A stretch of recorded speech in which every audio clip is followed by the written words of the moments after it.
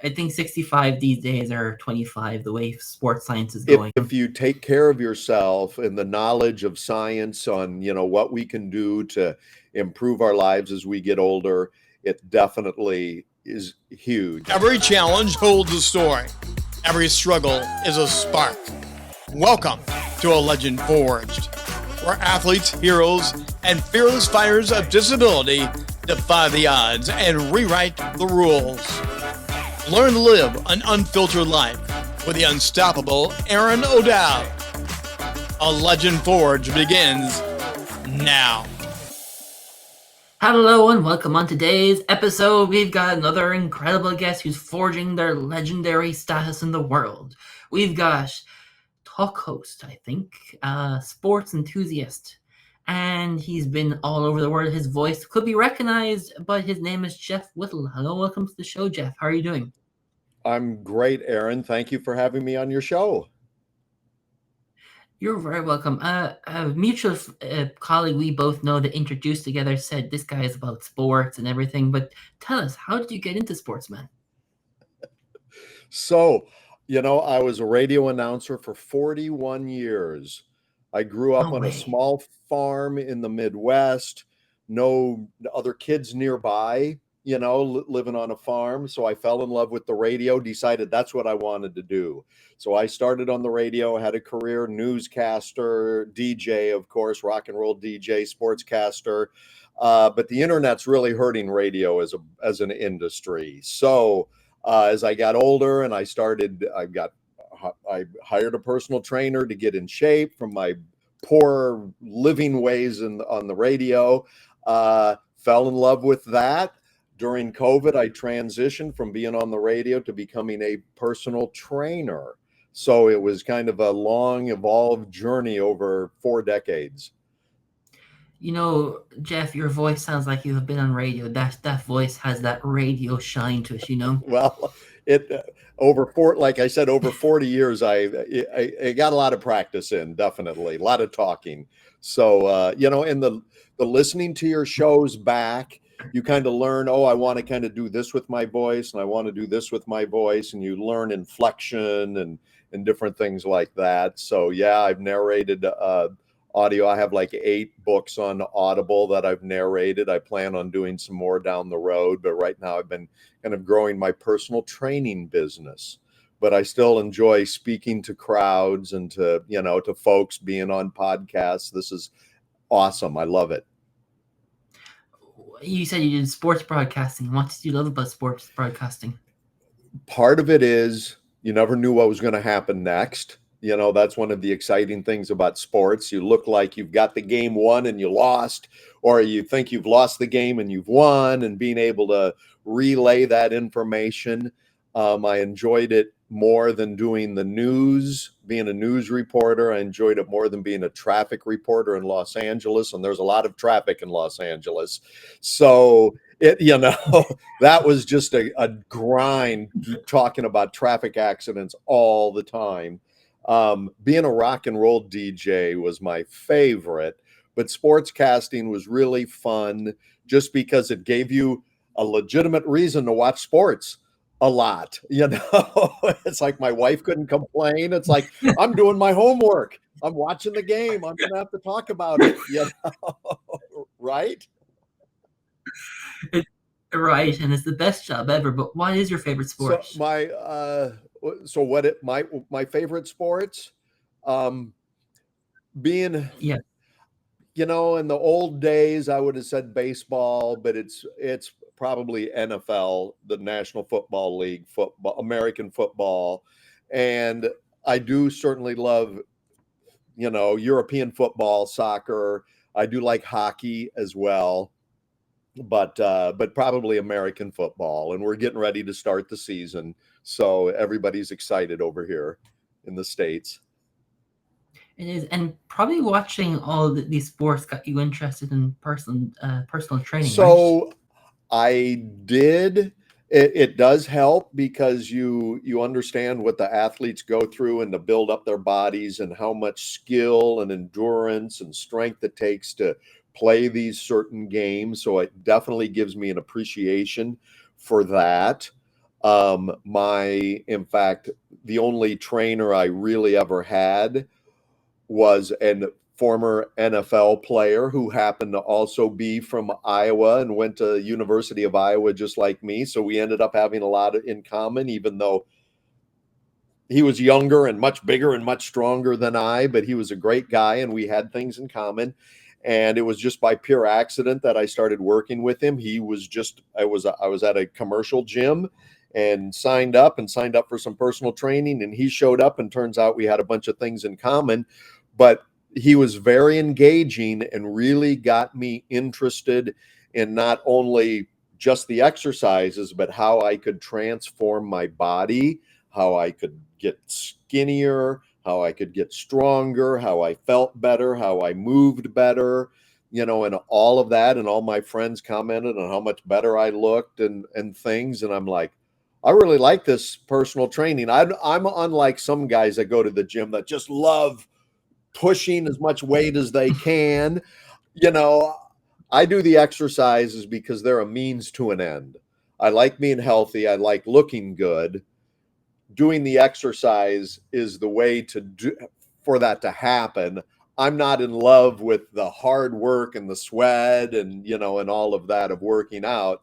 Just like, people that go to a 9-to-5 job every day. They don't do it because, they love sitting in an office and making sales phone calls or whatever. They do it because they want the paycheck every 2 weeks, type of thing. So that's kind of with me in exercise. Yeah. I mean, I do like it somewhat, but I'm not like addicted to working out like some people. I do it because I want the results.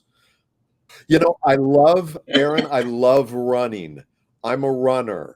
I run almost every day, and I try to get a 5K in every day, and I've run more than double that. I can run a 10K if I want. And the dogs and I take the dogs out running, and I love doing that.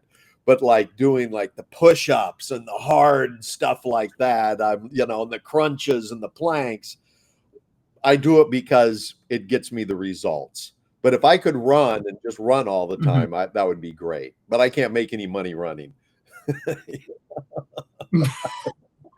If you are, tell me, and I'll come toward your direction. So, and I'm going to be 65 this year, so I'm not going to be an athlete anytime soon. I think 65 these days are 25, the way sports science is going. If you take care of yourself and the knowledge of science on, what we can do to improve our lives as we get older, it definitely is huge. I mean, I see people that are in their early 50s that look like they're 75.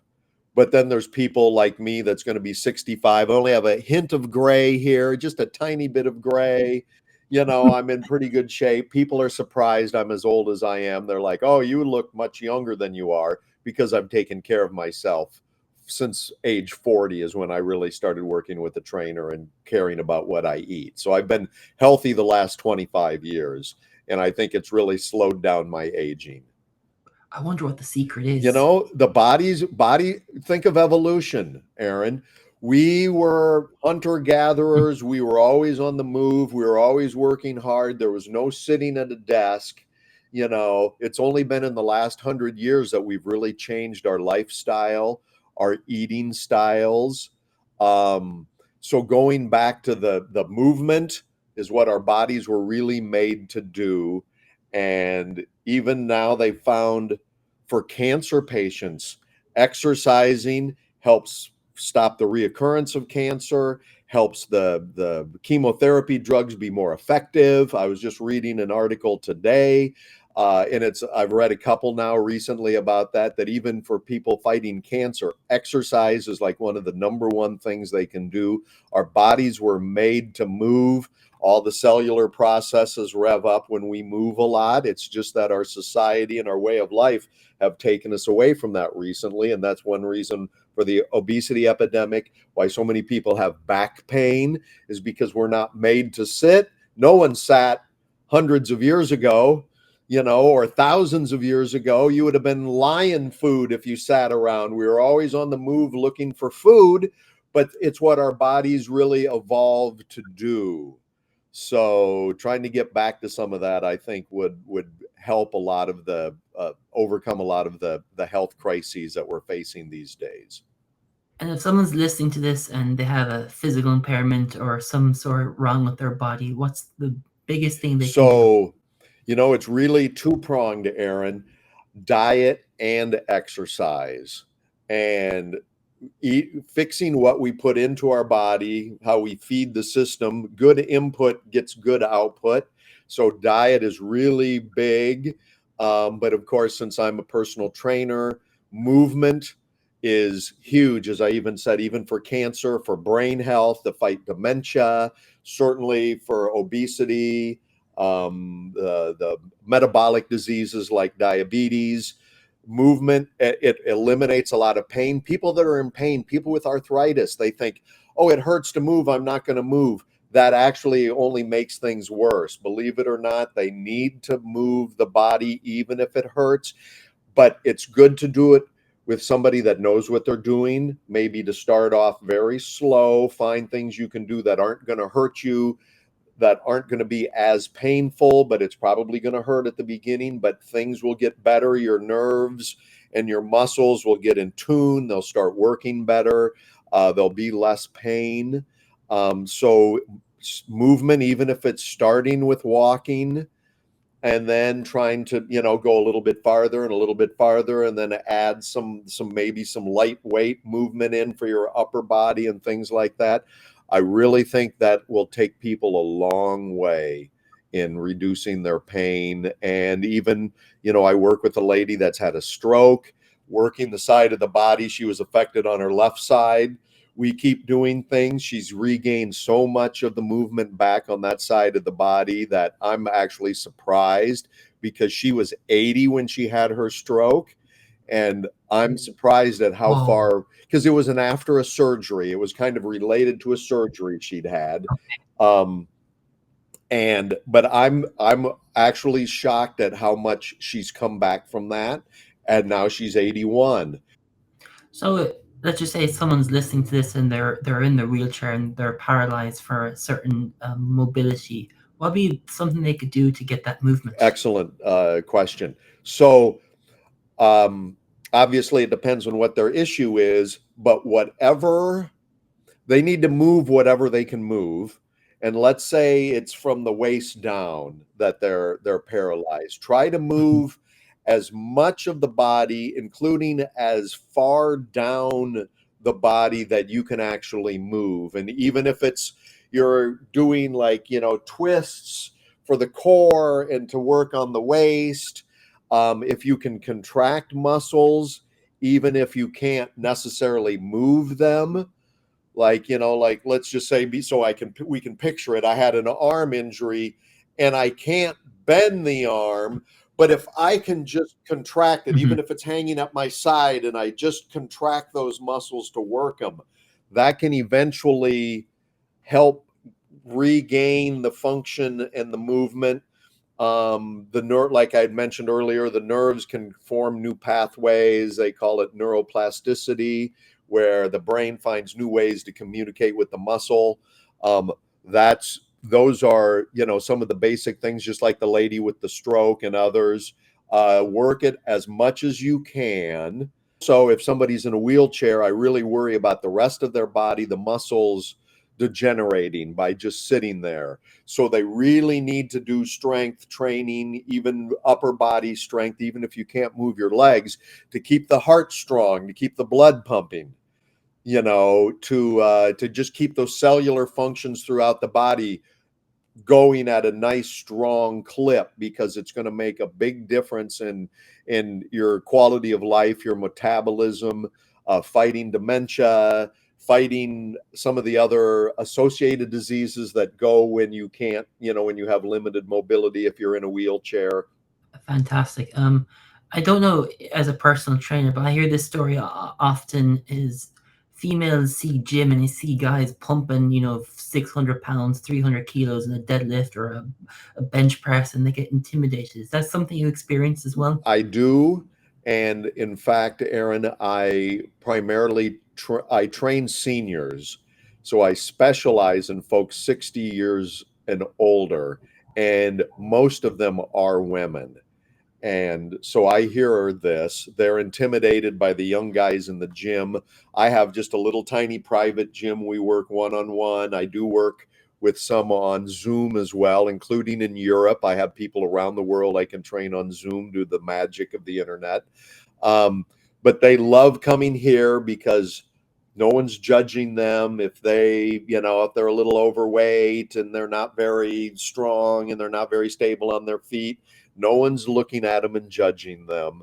How important is confidence in the gym? Confidence. So a big thing when they start is they walk in and there's 30 machines and they don't know how to use the machines. They don't know what the machines are for. So that's a big problem. One of the biggest things when I worked at a big gym like that, a commercial gym or big box gym as they call them, people would come to me, especially ladies, and like, I don't know what any of these machines are for. Could you show me a couple of machines? So I would try to show them a few of the basics to just kind of get them started. And it's like, just use these and get comfortable with them.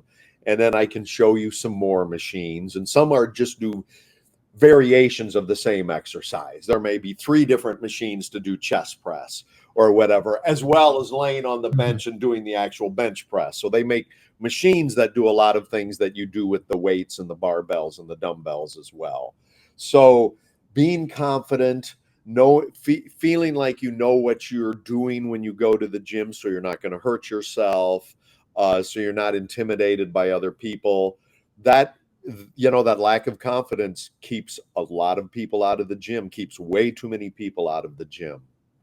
And, me being an athlete, people that ask me, family or friends, Aron, you're at the gym, what do you recommend or what do you do? And I bet your ass that all the time. Yes, I am. People are like, what's a great exercise? It's like everybody wants a hack, like what's the one exercise I can do that's going to make me look like Arnold Schwarzenegger in his heyday or something, and it's like a big part of it is consistency. So, there's like no great exercise. Now, the squat is considered the number one exercise, sitting to stand and just doing it right here, Aron. Oh, directly on camera. All right. Brilliant. Yeah. Oh, yeah. So at a little bit of an angle, I'll do it one more time. So slowly pushing the hips back, just lightly touching, be able to come back up. Do you have the quad strength? Now, of course, you can do that. Guys do that with literally 500 pounds or 600 pounds barbell on their back and do it. But for somebody, just doing those is a great start. The thighs are really the most important muscle group in the body. Those are what help you with walking, getting off the sofa, getting out of a chair, climbing stairs. So really the thighs, the hamstrings, which is the backside of the thighs, and the glute muscles, the big butt muscles, those are really the 3 most important. So I'm always, and for people with mobility issues, I'm always working on strengthening those. Of course, we'll strengthen the lower leg muscles, the calves and the shin muscles, so they can pick their feet up and walk. And then, of course, the core muscles, and then that'll help back pain, but also keep you strong, helps your stability, your balance. I do a lot, since I work with older folks, especially ladies, balance is a huge issue. So strengthening the legs and then doing the footwork coordination. You can see my agility ladder on the floor back there and a step back there as well. We do lots of stepping up, stepping down, sideways stepping using the ladder, things like that to work on balance. But I always tell them, strengthen those thighs. You will never be sorry. No one that I train that's in their 70s or 80s wishes they were weaker. Everyone wishes they were stronger. If someone's searching the internet and they see kettlebells and machines and barbells, what would your recommendation be? So, kettlebells, they're popular. They're maybe need a little bit of specialization on how to utilize them. Barbells, for most of my clients, just too much. They, an Olympic barbell weighs 44 pounds before you even put weight on it. So a lot of people have trouble, manipulating those. Stronger folks, no problem. And get younger guys and even younger ladies, and you can have them on the floor and do your deadlifts and pull them off of the floor, not always pushing it up over your chest. I say start with light dumbbells, just the hand weights, really. And I use, and for at home, and the simple machines, the machines where you put your feet behind the roller and then lift it up to work your thighs, and then you put your feet on top of the roller and pull it down underneath your butt to work the hamstrings. Those are great. They have sit-up benches, those. But if you're, a lot of people, maybe just to get started at home, walking, maybe even carrying a few weights while they're walking. So you start with whatever works as an appropriate weight, whether it's bicep curls, over the head stuff, side arm raises, front arm raises, anything like that. Start with what seems to be a lightweight, maybe do more repetitions. And then as you decide to move to heavier, as those get easier, move to heavier weights and do fewer repetitions. So maybe you want to do 15 or 20 with 2-pound weights. Well, when you jump up to 5, then think about dropping to 10 or 12. If anyone's jumping from, sofa to gym like you did, what would be the best way of going about it? I'm kind of biased, but it worked for me as well. Hire a trainer. Hire a personal trainer to give you the knowledge and maybe the reason why you do certain moves, as opposed to just kind of look around the gym and see what other people are doing and doing those. And maybe if you have pain or an injury or something like that, knee pain is huge with people I work with, hip or low back pain, they can maybe give you some modifications or different exercises to do that aren't going to aggravate your conditions. And also just having that accountability at the beginning, because going from sofa to gym, it's kind of hard to keep that up all the time. Maybe, I'm too tired, I'm too busy, I don't want to go. So you have to kind of build the habit and build the routine. So if you have somebody there at the gym waiting for you and you have a set appointment, we do it every day at 5 o'clock after work, or we do it Tuesdays and Thursdays after work. It's easier to kind of build that habit and then see some results, and then you're more likely to be able to do it on your own down the road. What is your superpower, Jeff? My superpower, one of them, I hear from a lot of clients that I figure them out really quickly. We work together, and after like 2 sessions, I can tell I have a really good idea of what's an appropriate weight for them on different exercises. Some exercises we can do 200 pounds. Other exercises we can only do 5 pounds because of the muscle group, depending on the muscle group. So I figure people out really quickly on what should be appropriate for them, what they can do safely, what they should be able to do that maybe they don't think they can do. My other one is my enthusiasm, because I had one guy tell me last week, he goes, I felt like crap. Wasn't even going to show up today, except for you are who you are. He knows I'm always encouraging. I'm always, try to be in a good mood for my clients and enthusiastic. And so when they show up and they're stressed out, they're tired, they don't feel great, they still want to come in because they know they're going to feel better going out the door than when they came in the door. Kind of do my workouts like my radio show. It's an hour-long radio show, and this person is my one listener. I'm going to make it entertaining for them. I'm going to make it fun for them, so it feels less like work, like this drudgery of, I have to lift weights and I have to step up and I have to do crunches. I don't like those, but I like being here with Jeff, spending the time with Jeff. So I guess those are my 2 things. Where do you get the stamina to do all that? I guess it comes from running. If I can run 7 miles, I guess I can wander around here for 8 hours and do step ups and do I do other exercises as well, So I always had a lot of energy. That's why I did really well on the radio. My bosses on the radio always loved my energy and enthusiasm, because it's not very compelling to listen to somebody that's kind of quiet and down and not very enthusiastic, and people get bored and turn out quick. So the bosses always like that I was definitely much more out there and in somebody's face, hopefully in a good way, more compelling to listen to. So I just try to bring that energy with my clients when I'm training here. Fabulous. And being on the radio, what was your favorite show you loved doing? Oh, so I was the morning DJ at a big hard rock radio station in Los Angeles. And like to be when you're on the radio, to be the morning show is the highest profile, usually the best paid, and the most listeners because people are driving to work and listening to you. I was on a hard rock station in the 90s, and I was promoted to the morning show DJ because they did some changes and they really liked me, what I was doing on my other shift later in the day.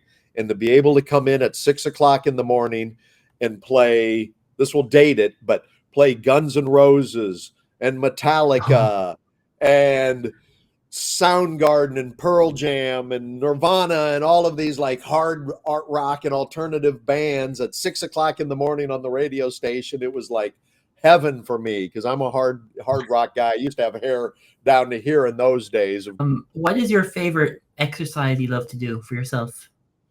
For myself, I'm a big, I told you I love to run, but as far as individual exercise, I really love core work, working on the core. So things like planks, just down, my record plank is over 8 minutes. And I have witnesses that have seen me do that. Now, I haven't done that in a few years, but I do need to work my way back up to that. Now, the world record is 8 hours, Aron, by a retired Marine. 8-hour plank. Yeah. So I'm at 8 minutes. So I've got some work to do, Aron, but but still 8 minutes. People are like 8 minutes, no way. So I mean, that was really good and I was working on it a lot. There's another one, it's like an upside down plank where you lay on your back and you have your arms and your legs and your head and your feet up and you just hold them up. So they call it hollow body hold. That's a huge one as well. So I love those kind of core exercises. I do like lunges and things where you're working the leg just to feel like that's really hard work.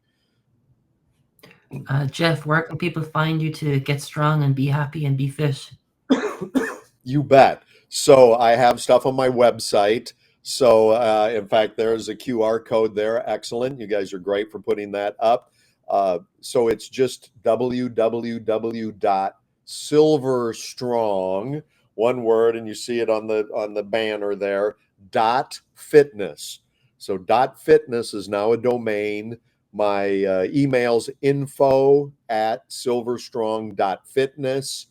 I'm on all the socials, Facebook and Instagram and of course YouTube and LinkedIn and all of that, so people can reach out any way they want. I'd love to just be a resource. I can answer some questions for them. Of course, I do train people in person here in San Diego, and I train people literally around the world, including Europe, on Zoom, due to the magic of that, if someone wanted to actually inquire about working with me personally. But I would love to just, give them some advice, maybe give them a little encouragement, point them in the right direction if somebody had some questions about getting started. Fantastic, Jeff. I hope the Rams win the Super Bowl this year, and thank you so much for coming on the show. It's been a blast. Thank you so much, Aron. We want the Chargers and the Rams to be in the Super Bowl, the two Los Angeles teams. See if we can get that. But I appreciate that. And thank you so much for having me on, and I appreciate chatting with you today. There you go, everybody. It just shows you that movement is medicine. And remember, going from sofa to movement, you got to figure it out because it's the medicine that keep you lubricant, healthy, and happy. Remember, tune in next Thursday at 11 a.m. Eastern Standard Time. Like, subscribe, and smash that notification button because we're all forging legends to be the legend that we are.